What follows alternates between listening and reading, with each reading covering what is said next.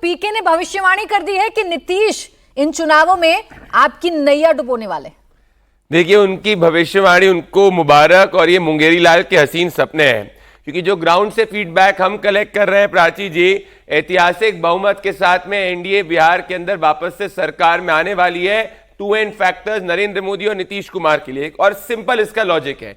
देखिए, बिहार की जनता कभी भी प्राची जी बाबा साहेब अंबेडकर का अपमान करने वाले लालू प्रसाद यादव की सरकार को नहीं चुन सकती।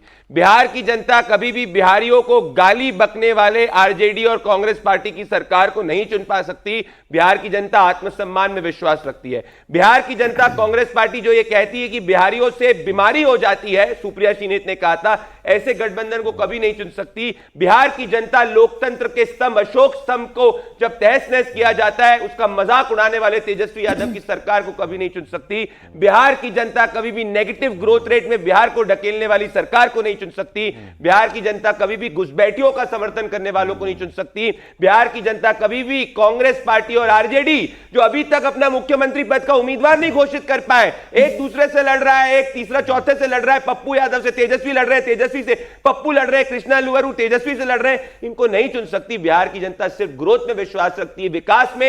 इसीलिए सबसे ज्यादा तेज गति से बढ़ रहा बिहार, जो 8% से ज्यादा ग्रो कर रहा है, देश के टॉप 3 राज्यों के अंदर है, बिहार के युवा और माताओं की वजह से उसको चुनना चाहती है, और इसीलिए एनडीए को चुनेगी। और आखिरी में, बिहार की जनता कभी भी माता और बहनों को अब गाली बकने वाली कांग्रेस पार्टी को नहीं चुन सकती। प्रधानमंत्री मोदी जी की माता का अपमान किया है, बिहार की गरीबों का अपमान किया है, तो आंकड़े ये कहते हैं हम तो अपना वोट शेयर भी बढ़ाएंगे, सीट शेयर भी बढ़ाएंगे। लेकिन भंडारी जी, अब उनकी विश्वसनीयता कितनी है पीके की, वो तो आप राजनीतिक दल जानते हैं। जब तक आपके साथ थे, आपको सही रास्ता दिखाया, आपके विरोधियों के साथ गए, उनको सही रास्ता दिखाया। आप वो कह रहे हैं 25 सीटों से कम पर सिमट जाएंगे नीतीश कुमार। हे भगवान, आपने इतना, आप लोग की रिसर्च टीम ने थोड़ा अच्छी एनालिसिस करी, पर आधी एनालिसिस करी है। क्या कहा था, उत्तर प्रदेश में 2 लड़के साथ आ जाएंगे, भारतीय जनता पार्टी का सुपड़ा साफ कर देंगे।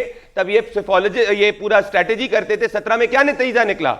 17 के अंदर 300 पार हुआ कि नहीं हुआ भारतीय जनता पार्टी उत्तर प्रदेश के अंदर? फिर क्या कह रहे थे 2019 के चुनाव के अंदर कि 300 पार नहीं हो सकती, 300 पार हुई कि नहीं हुई? तो हम तो जानते हैं कि भाई जिसको जो एनालिसिस करना है करे। पिछली बार कितने वाले सारे सर्वे कह रहे थे कि महागठबंधन की सरकार बनेगी, नतीजा क्या निकला?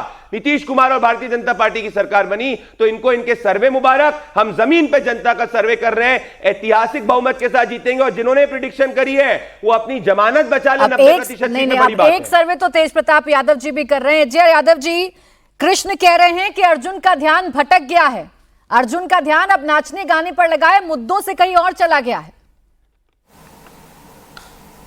हमारी पार्टी आरजेडी लगातार मुद्दों पे काम कर रही है।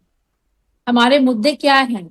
दवाई हो, सिंचाई हो, पढ़ाई हो, कमाई हो, यही मुद्दे हैं, और इन्हीं मुद्दों पे हम बात करते हैं। हमारी पार्टी के मुद्दे हैं A to Z को लेकर के चलना, इसी पे हम लोग काम कर रहे हैं, चाहे संगठन में हो, चाहे सिंबल बांटने की बात हो।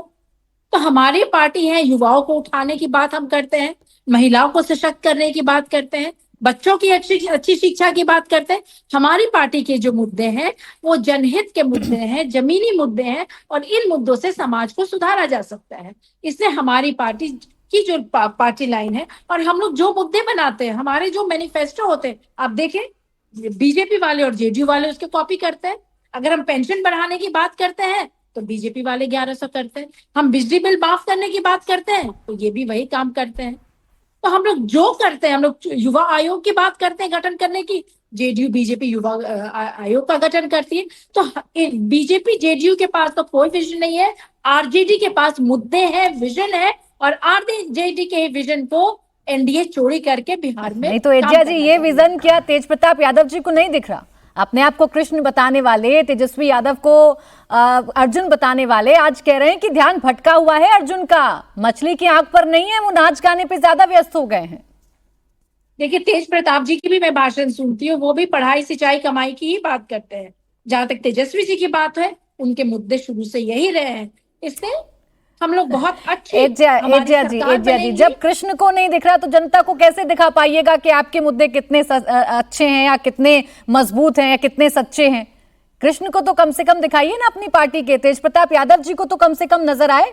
राघोपुर में मैं सुनवा देती हूँ, अगर आपको नहीं पता है कि उन्होंने क्या कहा है राघोपुर में, सुनवा दूं अगर आप कहें तो। देखिए, वो राघोपुर में उन्होंने क्या, अच्छी बात है, वहां बाढ़ आई हुई है। तेज प्रताप जी वहां पहुंचे हुए हैं, वहां अनाज बांट रहे हैं, चूड़ा का वितरण कर रहे हैं, ये तो एक बहुत अच्छी बात है, समाज सेवा का बात है।